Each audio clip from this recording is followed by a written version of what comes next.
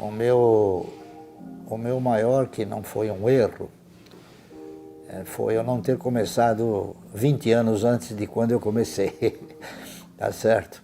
Mas um belo dia eu comecei e depois de processar uma análise criteriosa na nossa estrutura previdenciária, eu acabei tomando a decisão de tentar formatar uma carteira que pudesse me proporcionar uma renda mensal, pelo menos uma renda mensal que me proporcionasse a possibilidade de viver condignamente. Já que desde a década de 70, o início da década de 70, eu tinha a absoluta segurança que o cidadão que se aposentasse, ele não teria uma vida próspera em termos de remuneração. Então, que não é um arrependimento, né? Eu pura e simplesmente devia ter começado 20 anos antes, mas da época que eu comecei, a gente cometeu alguns enganos, né? Alguns erros, porque a gente não é um ser supernatural, ou sobrenatural, melhor dizendo.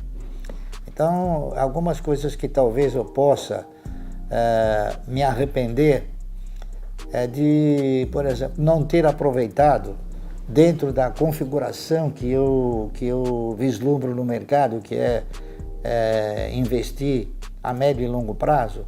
Por exemplo, eu não ter comprado na época ações do Banco Itaú.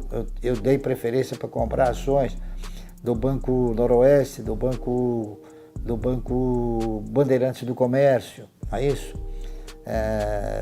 Então, a gente se arrepende porque o Banco Itaú ele acabou engolindo todos os demais bancos praticamente. Mas eu acabei comprando o Banco do Brasil a 60 centavos, da época que foi, que o Itaú custava também 60 centavos, não é isso?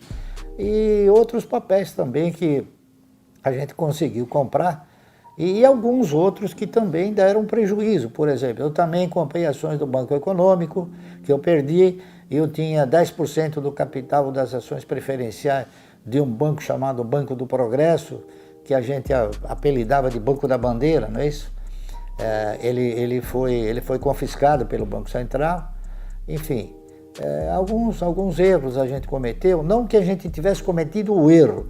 O nosso maior erro foi exatamente fixar a postura de investidores, porque antes de um banco quebrar ou um banco ser interditado, sempre correram boatos. Eu, por exemplo, no Banco Econômico, cheguei a ser avisado, olha, o banco está numa situação difícil, etc., mas eu não acreditava que o controlador da época pudesse ter tido esse infortúnio e que o banco pudesse ser confiscado pelo Banco Central. Então, algumas coisas a gente errou. Eu cheguei a ter ações do Banco Nacional por influência do Ayrton Senna, a quem a gente admirava bastante.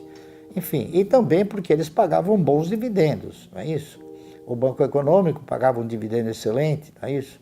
Mas esses bancos eles foram sendo interditados e ocorreram perdas.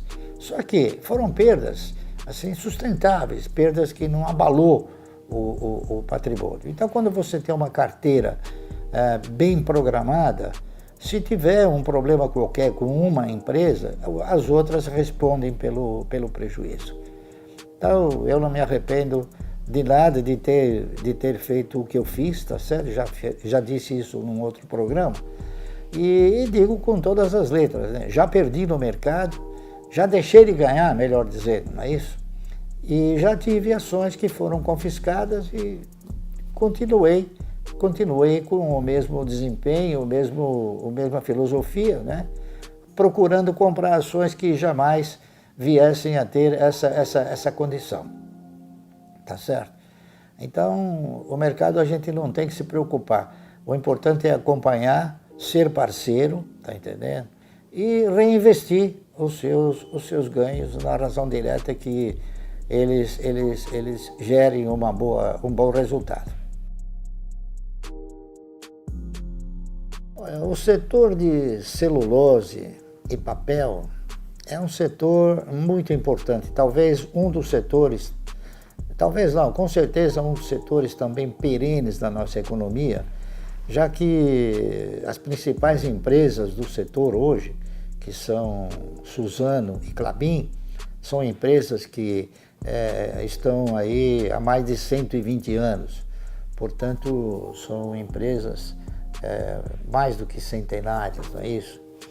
O setor de celulose é um setor que, além de perene, ele ostenta uma condição de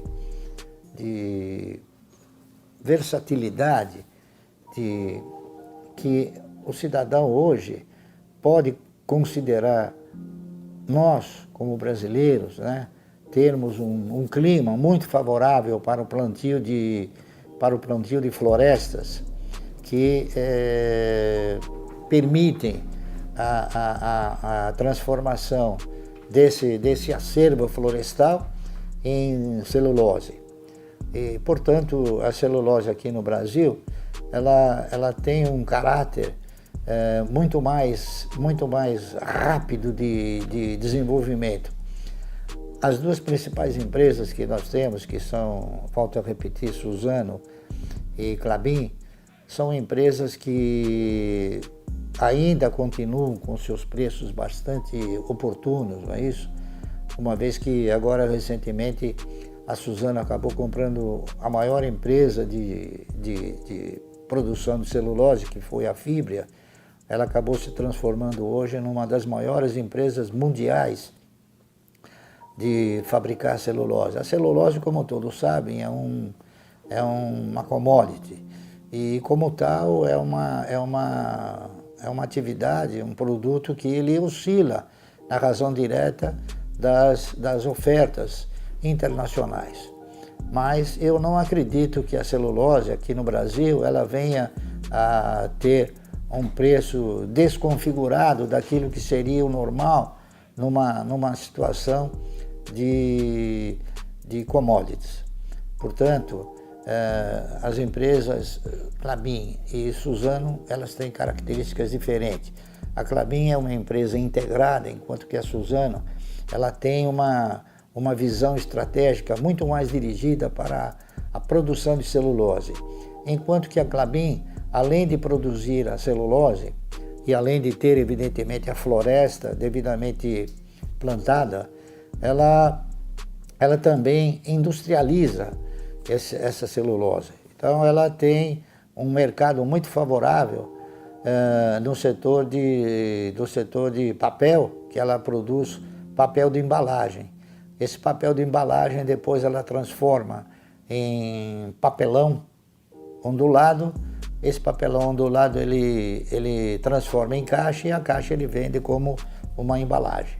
Então eu não acredito que haja uma interferência muito grande internacional na questão da celulose. O papel ele pode ter as suas configurações distintas porque em outros países onde a mão de obra é mais barata, né? Provavelmente talvez o papel ele possa ter um desempenho melhor. Mas aqui eu acredito que os preços não sentirão nenhuma pressão, como provavelmente talvez possa se imaginar.